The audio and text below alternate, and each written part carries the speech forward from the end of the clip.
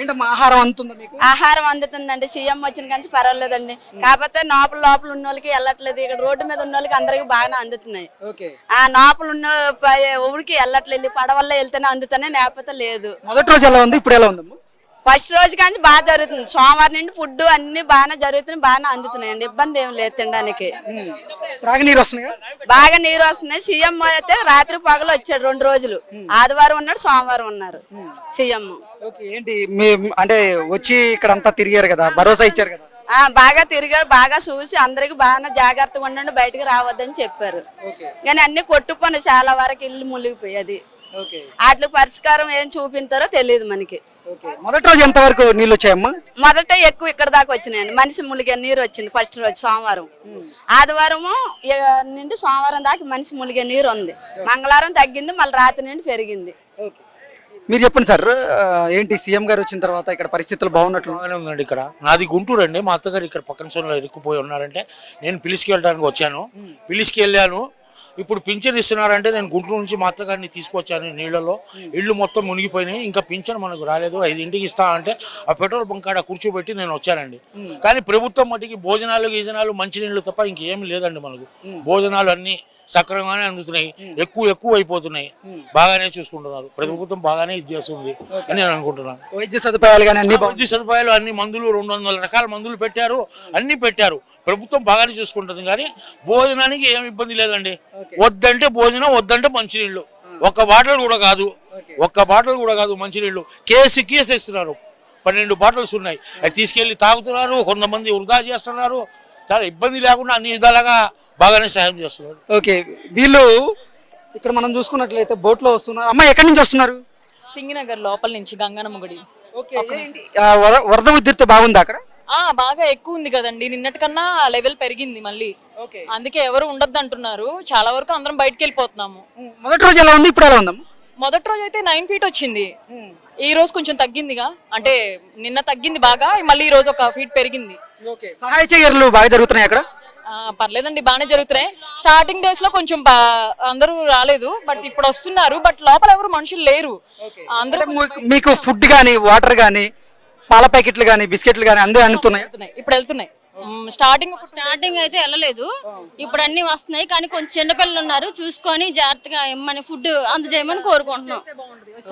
ఆయుష్ department నుంచి కొంతమంది సిబ్బంది కూడా ఈ వరద ప్రాంతాల్లో పర్యటిస్తూ ఇక్కడ వరద బాధితులు ఎవరైతే ఉన్నారో వారికి సహాయం అందజేసేలాగా వారైతే కొన్ని కార్యక్రమాలు జరిపెట్టారు. ఇప్పుడు మనం చూసినట్లయితే ఏపీ ఎస్డిఆర్ఎఫ్ బృందాల సహాయంతో వారు సింగినగర్ అలాగే ఈ పరిసర ప్రాంతాల్లో కూడా పర్యటన చేస్తూ ఈ వరద బాధితులకు అవసరమైనటువంటి వైద్య సదుపాయాలను కూడా వారు కల్పిస్తూ ఉన్నారు.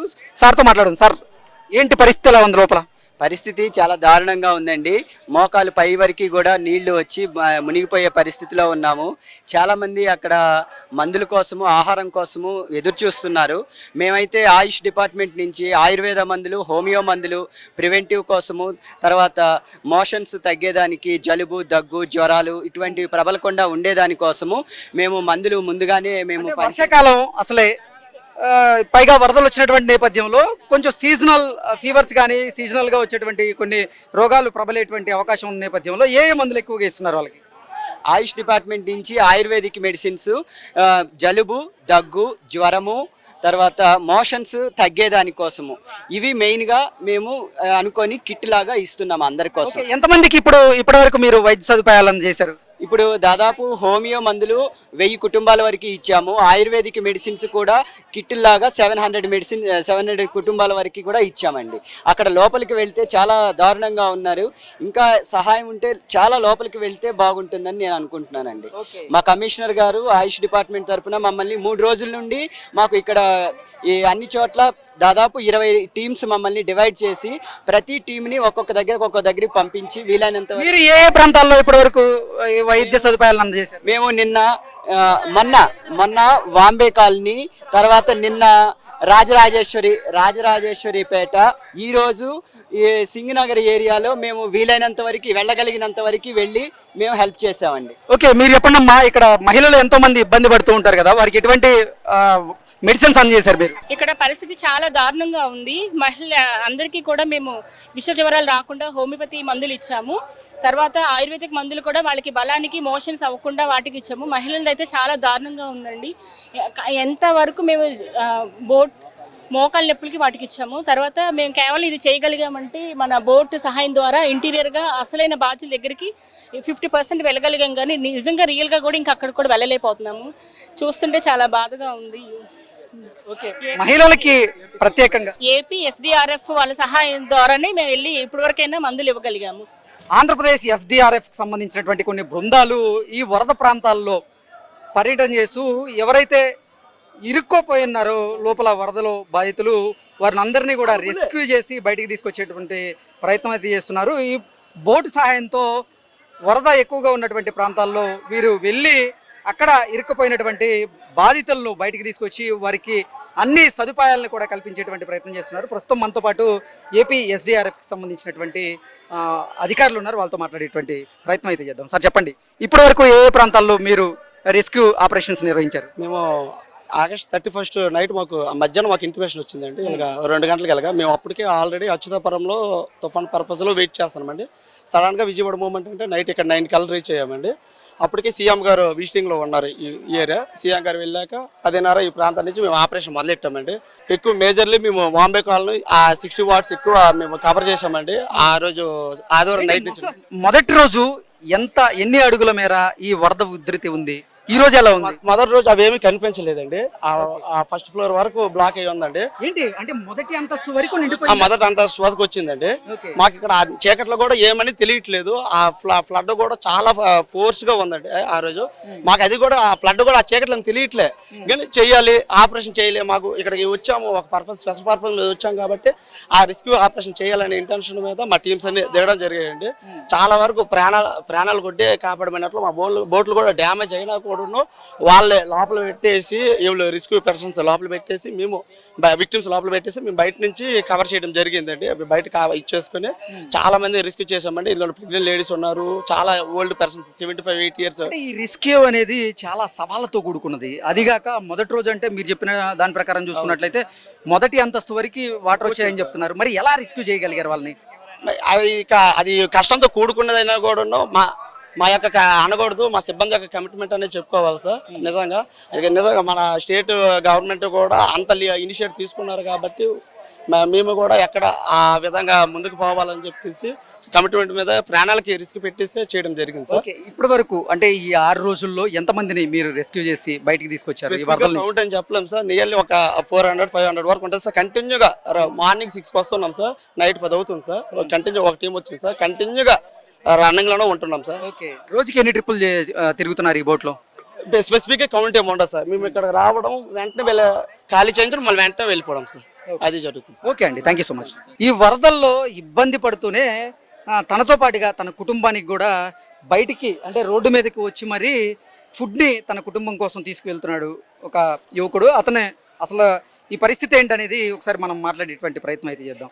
బ్రదర్ హాయ్ అండి, ఎక్కడి నుంచి వస్తున్నారు? ఇక్కడేనండి, డాబాకోట సెంటర్. ఈ రోజు అసలు ఫుడ్ ఏమి అసలు రాళ్ళ లోపలికి.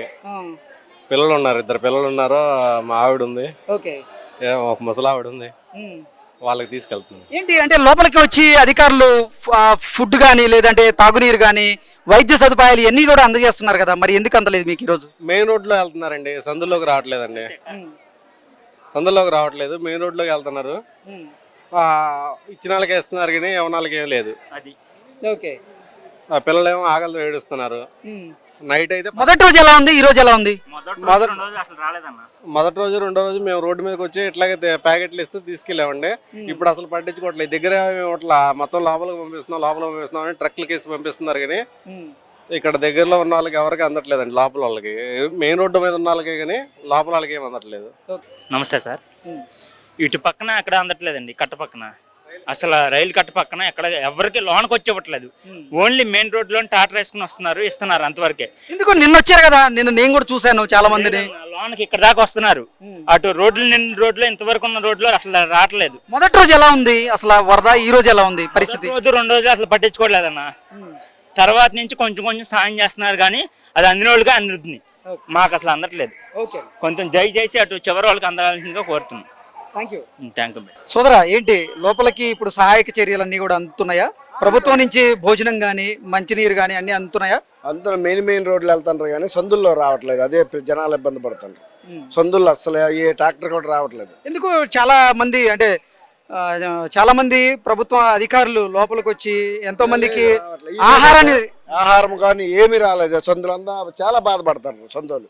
ఎందుకంటే నేను టీడీపీ నాయకుడినే, మాకే ఇది లేదు, మిగతా వాళ్ళ ఎవ్వరికి అందలేదు. కానీ మెయిన్ రోడ్లు మాత్రం ఇచ్చిన వాళ్ళకి ఇచ్చిన అందరికీ హ్యాపీగా ఉన్నారు మెయిన్ రోడ్లలో. కానీ సందుల్లో చాలా మంది ఇబ్బంది పడుతున్నారు. వాటర్ ఫుడ్ లేదు. ఈ రోజు అయితే ఫుడ్డే పంపించలేదు. ఫుడ్లన్నీ మరి ఎటు తీసుకెళ్తారో ఎవరికి ఇస్తారో ఏమన్నది తెలియదు. నేను ఒక ఇదిగా బాధ్యతగా